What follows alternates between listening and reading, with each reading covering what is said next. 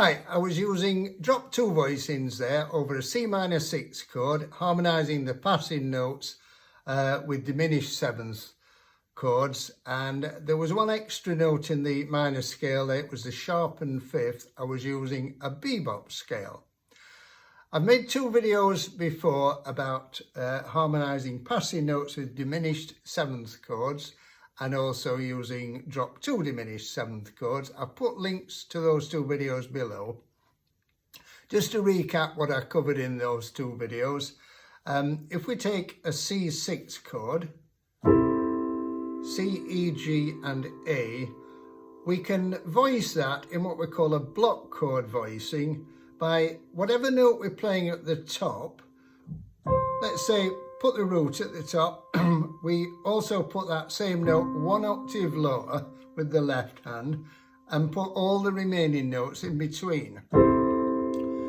If we put the 3rd of the chord at the top, E, we'd also put it at the bottom, remaining notes in between, and so on. And then I showed you how the passing notes, D between C and E and F between E and G, can be harmonised with diminished 7th chords. The reason that works, just to recap once again, is that the diminished 7th chords function like dominant 7th chords, but without a root. So if I, instead of playing that note with the left hand, I just play C down there. On the diminished 7th chord, I'm going to play a G. Now that makes it a G7 with a flattened 9, the A flat being the flattened 9th.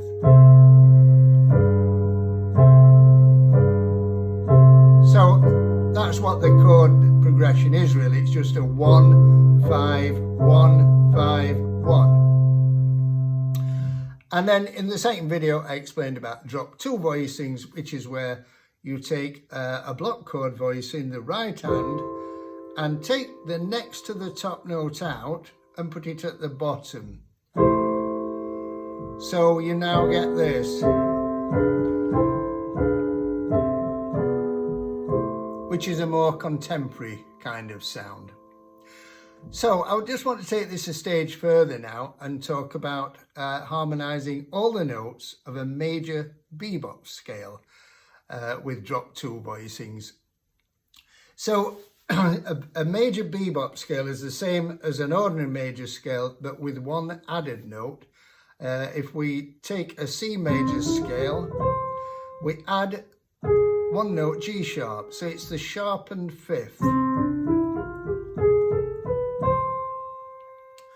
The reason notes are added in bebop scales is that it's when you're improvising a group of predominantly quavers, it's so that the chord notes come on the downbeat, so that you avoid having notes that clash on the downbeat. So if you're going 1, 3, if you're just playing an ordinary C major scale, you get to the F and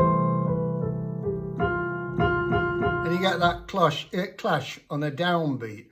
With the extra note in 1, 2, 3, 4, 1, the downbeat is always a chord note. So let's look at harmonising each note of the scale. Well, the first 5 notes we've already covered. So we'll go straight to the sharpened 5th and we make that another diminished 7th chord. The 6th note, we just put the C6 chord, and then the 7th note, diminished 7th again. So the whole scale now.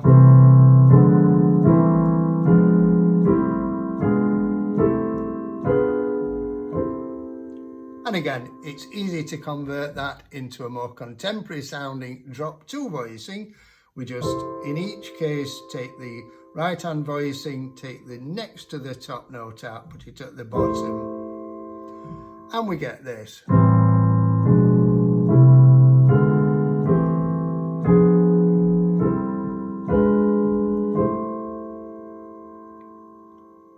Now we can also do the same thing with a C minor 6 chord And the scale we're going to use, it's a C melodic minor scale ascending,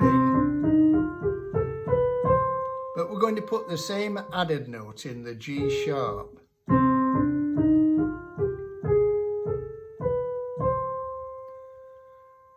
So, doing ordinary block chords, that becomes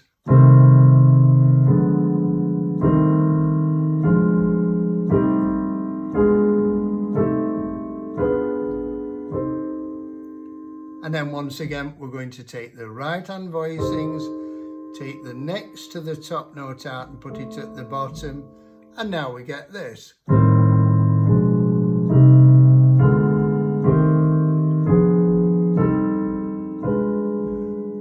It's got some lovely colourful sounds and it's a very contemporary sound.